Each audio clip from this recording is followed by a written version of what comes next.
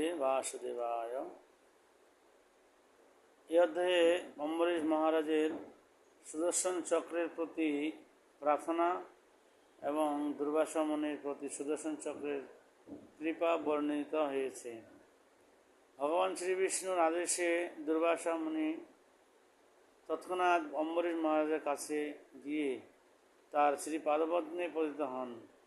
মহারাজ অম্বরীশ স্বভাবতই অত্যন্ত বিনীত এবং অমানী হওয়ার ফলে দুর্বাসা মুনি যখন এইভাবে তার চরণে পতিত হন তখন তিনি অত্যন্ত লজ্জিত বোধ করেন এবং দুর্বাসা মুনিকে রক্ষা করার জন্য সুদর্শন চক্রের স্তব করতে শুরু করেন। এই সুদর্শন চক্র কি? এই সুদর্শন চক্র হচ্ছে ভগবানের দৃষ্টিপাত, যার দ্বারা তিনি জগৎ সৃষ্টি করেন। স ঐক্ষত স অসৃজত, এটি বেদের বাণী। হাজার হাজার সমন্বিত সৃষ্টির মূল সুদর্শন চক্র ভগবানের অত্যন্ত প্রিয়। এই সুদর্শন চক্র অন্য সমস্ত অস্ত্রের তেজ নাশক, অন্ধকার বিনাশকারী এবং ভগবদ্ভক্তির তেজ প্রকাশকারী। তা ধর্ম সংস্থাপনের উপায়স্বরূপ এবং সমস্ত অধর্ম বিনাশকারী। এই সুদর্শন চক্রের কৃপা ব্যতীত এই জগৎ রক্ষা করা সম্ভব নয় এবং তাই ভগবান এই সুদর্শন চক্রকে নিযুক্ত করেছেন। অম্বরীশ মহারাজ যখন সুদর্শন চক্রকে কৃপাপরায়ণ হওয়ার জন্য এইভাবে স্তব করেছিলেন তখন সুদর্শন চক্র সন্তুষ্ট হয়ে শান্ত হয়েছিলেন এবং দুর্বাসা মুনিকে সংহার করার জন্য কার্য থেকে বিরত হয়েছিলেন। এইভাবে দুর্বাসা মুনি সুদর্শন চক্রের কৃপা লাভ করেছিলেন। দুর্বাসা মুনি তখন বৈষ্ণবকে একজন সাধারণ মানুষ বলে মনে করার অসৎ ধারণা, বৈষ্ণবের জাতিবুদ্ধি ত্যাগ করেছিলেন। মহারাজ অম্বরীশ ছিলেন ক্ষত্রিয় কুলোদ্ভূত এবং দুর্বাসা মুনি তাকে ব্রাহ্মণের থেকে নিকৃষ্ট বলে মনে করে তার উপর ব্রহ্মতেজ প্রয়োগ করতে চেয়েছিলেন। এই ঘটনাটি থেকে সকলেরই বৈষ্ণবকে অবমাননা করার, দুর্বুদ্ধি ত্যাগ করার শিক্ষা লাভ করা উচিত। মহারাজ অম্বরীশ দুর্বাসা মুনিকে ভোজন করিয়েছিলেন এবং 1 বছর ধরে এক স্থানে দণ্ডায়মান হয়ে উপবাস করার পর রাজা স্বয়ং প্রসাদ গ্রহণ করেছিলেন। অম্বরীশ মহারাজ তারপর তার রাজ্য তার পুত্রদের মধ্যে ভাগ করে দিয়ে ভগবত ভক্তি সম্পাদন করার জন্য মানস সরোবরের তীরে গিয়েছিলেন। শ্রী শুক উবাচ এবং ভগবতাদিষ্ঠ দুর্বাসাশ্চক্র তাপিত অম্বরীশ উপাবৃত তৎপাদৌ দুঃখিত অগ্রহিত। সুখদেব গোস্বামী বললেন, এইভাবে ভগবান শ্রীবিষ্ণুর আদেশে সুদর্শন চক্রের দ্বারা সন্তপ্ত দুর্বাসা মুনি তৎক্ষণাৎ অম্বরীশ মহারাজের কাছে গিয়েছিলেন এবং অত্যন্ত দুঃখিত চিত্তে তিনি তার চরণে পতিত হয়ে তার চরণযুগল ধারণ করেছিলেন। তস্য সদ্যম মা বীক্ষ পাদ স্পর্শ বিলজ্জিত অস্তাবিদ তৎবরে ব্রস্তম কৃপয়া পীড়িত ভূষম ধৃষম। দুর্বাসা মুনি তার চরণ স্পর্শ করায় অম্বরীশ মহারাজ অত্যন্ত লজ্জিত হয়েছিলেন এবং তিনি যখন দেখলেন দুর্বাসা মুনি তার স্তব করতে উদ্যত হয়েছেন তখন তিনি কৃপাবশত অত্যন্ত দুঃখিত হয়েছিলেন।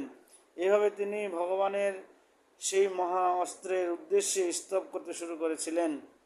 অম্বরীশ উবাচ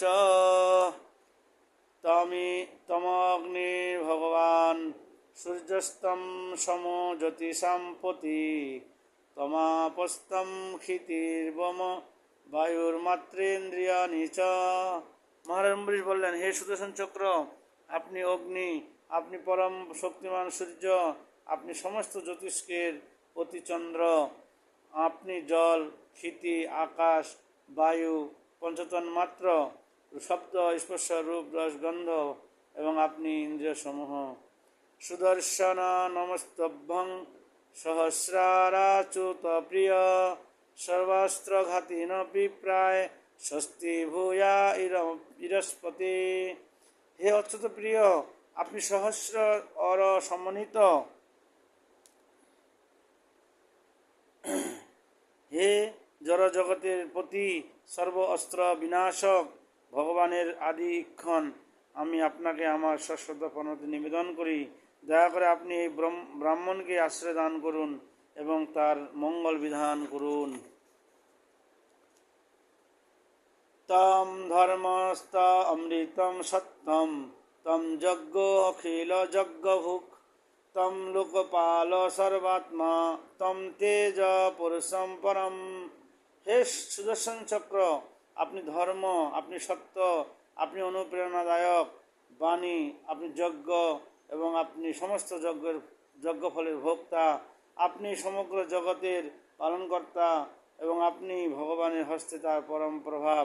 আপনি ভগবানের মূল ইক্ষণ এবং তাই আপনি সুদর্শন নামে পরিচিত।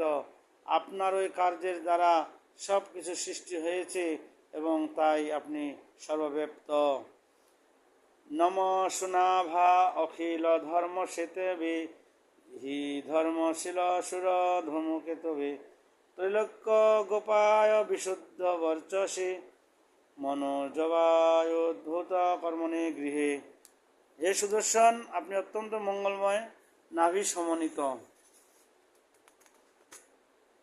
এবং তাই আপনি সমস্ত ধর্মের ধারক ও বাহক।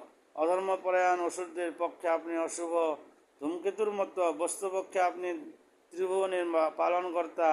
আপনি চিন্ময় জ্যোতি সমন্বিত, আপনি মনের মতো দ্রুতগামী এবং আপনি অদ্ভুত কর্মা। আমি কেবল নম শব্দটি উচ্চারণ করার দ্বারা আপনাকে আমার প্রণতি নিবেদন করি।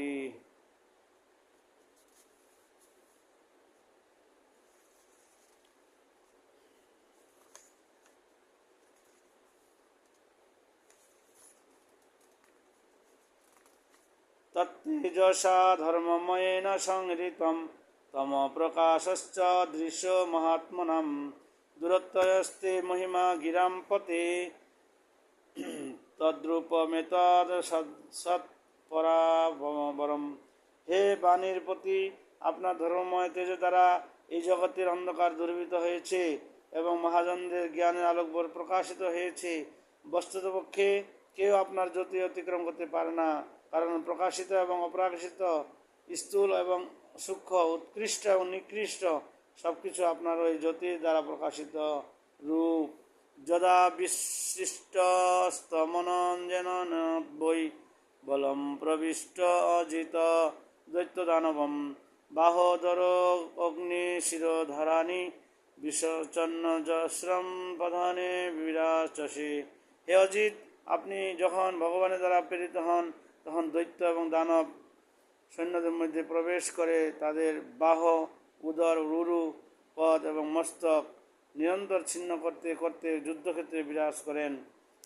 শতম জগত্রাণ খল প্রহানয়ে নিরূপিত সর্বসহ গদাভৃতা বিপ্রস্য চস্মৎ কুলদৈব হেতবে বিধেহি ভদ্রম তদনুগ্রহহীন। হে জগৎত্রাতা, ভগবানের সর্বশক্তিমান অস্ত্র স্বরূপে খল অসুরদের বিনাশ করার জন্য আপনি নিযুক্ত হয়েছেন। আমাদের কুলের মঙ্গলের জন্য দয়া করে আপনি এই ব্রাহ্মণের মঙ্গল বিধান করুন, তাহলে নিশ্চিতভাবে আমাদের সকলের প্রতি অনুগ্রহ করা হবে। যদস্তি দত্ত মিষ্টম বা সধর্ম বা সনুষ্ঠিত কুলম ন বিপ্রদৈবম চেদ দ্বিজ ভবতু বিজর। আমাদের বংশ যদি সৎপাত্রে দান করে থাকে, সৎকর্ম যজ্ঞ অনুষ্ঠান করে থাকে, সুষ্ঠুভাবে সধর্ম অনুষ্ঠান করে থাকে এবং তত্ত্বজ্ঞ ব্রাহ্মণদের দ্বারা পরিচালিত হয়ে থাকে, তাহলে আমি কামনা করি যে তার বিনিময়ে এই ব্রাহ্মণ যেন সুদর্শন চক্রের সন্তাপ থেকে মুক্ত হন। যদি ন ভগবান প্রীত এক সর্বগুণাশ্রয় সর্বভূতাত্মভাবেন দ্বিজ ভবতু দ্বিজর। অদ্বিতীয় পরমেশ্বর ভগবান, যিনি সমস্ত চিন্ময় গুণের আধার এবং যিনি সমস্ত জীবের আত্মা, তিনি যদি আমাদের প্রতি প্রসন্ন হয়ে থাকেন, তাহলে আমরা কামনা করি যে এই ব্রাহ্মণ দুর্বাসা মুনি যেন সমস্ত সন্তাপ থেকে মুক্ত হন। শ্রী শুক উবাচ ইতি সংস্তবত রাজ্ঞে বিষ্ণুচক্রম সুদর্শনম अस्मामत् সর্বত বিপ্রম প্রদহত রাজযাজ্ঞয়া। সুখদেব গোস্বামী বললেন, রাজা যখন এভাবে সুদর্শন চক্র এবং ভগবান শ্রীবিষ্ণুর স্তব করেছিলেন, তখন তার প্রার্থনায় সুদর্শন চক্র শান্ত হয়েছিলেন এবং ব্রাহ্মণ দুর্বাসা মুনিকে দহন করা থেকে নিরস্ত হয়েছিলেন।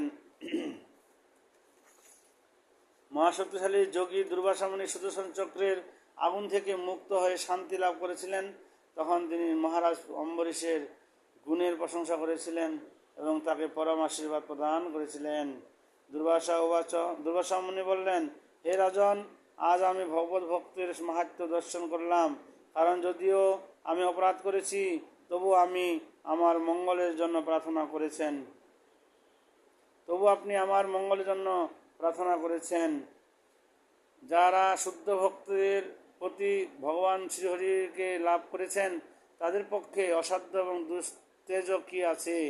যার পবিত্র নাম শ্রবণ করা মাত্রই জীব নির্মল হয়, সেই তীর্থপাত ভগবানের ভক্তদের পক্ষে কি বা অসম্ভব হতে পারে? হে রাজন, আপনি আমার অপরাধ দর্শন না করে আমার জীবন রক্ষা করেছেন, তাই অত্যন্ত কৃপালু আপনার দ্বারা আমি অনুগৃহীত হলাম।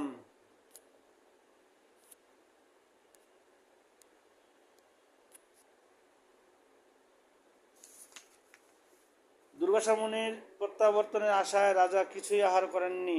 তাই দুর্বাসা মুনি ফিরে এলে রাজা তার চরণে পতিত হয়ে তাকে সর্বত্রভাবে সন্তুষ্ট করেছিলেন এবং তৃপ্তি সহকারে ভোজন করেছিলেন। রাজা এভাবে দুর্বাসাকে সাদরে আনয়ন করেছিলেন। দুর্বাসা বিভিন্ন প্রকার সুস্বাদু আহার্য ভোজন করে এত সন্তুষ্ট হয়েছিলেন যে তিনি অত্যন্ত আদরের সঙ্গে রাজাকে বলেছিলেন, দয়া করে আপনিও ভোজন করুন। দুর্বাসা মুনি বললেন, হে রাজন, আমি আপনার প্রতি অত্যন্ত প্রসন্ন হয়েছি। প্রথমে আমি আপনাকে একজন সাধারণ মানুষ বলে মনে করে আপনার আতিথ্য গ্রহণ করেছিলাম, কিন্তু পরে আমি আমার বুদ্ধির দ্বারা উপলব্ধি করতে পেরেছি যে আপনি একজন মহাভাগবত। তাই কেবল আপনাকে দর্শনের দ্বারা, আপনার চরণ স্পর্শের দ্বারা, আপনার সঙ্গে কথোপকথনের দ্বারা আমি অনুগৃহীত ও প্রীত হয়েছি। দেবাঙ্গনাগণ আপনার নির্মল কৃতি অনুক্ষণ কীর্তন করবে এবং এই পৃথিবীর মানুষেরা আপনার পরম পবিত্র চরিত্র গান করবে। শ্রী সুখদেব গোস্বামী বললেন, মহাযোগী দুর্বাসা সর্বত্র হয়ে প্রসন্ন হয়ে রাজার অনুমতি গ্রহণ করে রাজার মহিমা কীর্তন করতে করতে আকাশ মার্গে ব্রহ্মলোকে গমন করেছিলেন। এই ব্রহ্মলোকে কোনো নাস্তিক এবং শুষ্ক মনোধর্মী দার্শনিক নেই। মহারাজ অম্বরীশের কাছ থেকে দুর্বাসা মুনির চলে যাওয়ার পর থেকে ফিরে আসা পর্যন্ত 1 বছর অতীত হয়েছিল। রাজা ততদিন কেবলমাত্র জলপান করে উপবাস করেছিলেন। 1 বছর পরে দুর্বাসা মুনি যখন ফিরে এসেছিলেন, তখন মহারাজ অম্বরীশ তাকে অত্যন্ত পবিত্র নানাবিধ অন্ন ভোজন করেছিলেন। তারপর স্বয়ং ভোজন করেছিলেন। রাজা যখন দেখলেন ব্রাহ্মণ দুর্বাসা দগ্ধ হওয়ার মহাবিপদ থেকে মুক্ত হয়েছেন, তখন ভগবানের কৃপায় তিনি বুঝতে পেরেছিলেন যে তিনি অত্যন্ত শক্তিশালী, কিন্তু তিনি সেই জন্য কোনো কৃতিত্ব গ্রহণ করেননি। তিনি মনে করেছিলেন সবকিছু ভগবানই করছেন। এভাবে ভগবদ্ভক্তির প্রভাবে বিবিধ চিন্ময় গুণ সমন্বিত মহারাজ অম্বরীশ পূর্ণরূপে ব্রহ্ম পরমাত্মা ভগবানকে উপলব্ধি করেছিলেন। তার ফলে তিনি পূর্ণরূপে ভগবদ্ভক্তি সম্পাদন করেছিলেন। তার ভক্তির প্রভাবে তিনি এই জড়জগতের ব্রহ্মলোককে পর্যন্ত নরকতুল্য মনে করেছিলেন।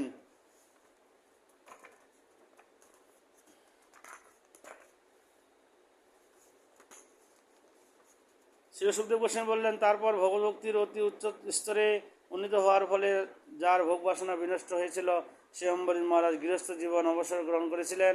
তিনি তারই মতো গুণসম্পন্ন তার পুত্রদের মধ্যে তার রাজ্য বিভাগ করে দিয়ে বানপ্রস্থ অবলম্বন করে তার মনকে সর্বতই ভগবান বাসুদেবে একাগ্র করার জন্য বনে প্রবেশ করেছিলেন। মহারাজ অম্বরীশ এই পবিত্র কার্যকলাপের কথা যিনি সংকীর্তন করেন অথবা অনুক্ষণ চিন্তা করেন, তিনি অবশ্যই ভগবানের শুদ্ধ ভক্ত হবেন। যারা মহান ভক্ত অম্বরীশ মহারাজের চরিত্র ভক্তি সহকারে শ্রবণ করবেন, তারা অচিরেই মুক্ত হন এবং ভগবানের ভক্ত হন। ইতি শ্রীমদ্ ভাগবতে নবম স্কন্ধের দুর্বাসা মুনির জীবন রক্ষা নামক 5ম অধ্যায়ের ভক্তিবেদান্ত তাৎপর্য। হরে কৃষ্ণ কৃষ্ণ কৃষ্ণ হরে হরে, হরে রাম রাম রাম হরে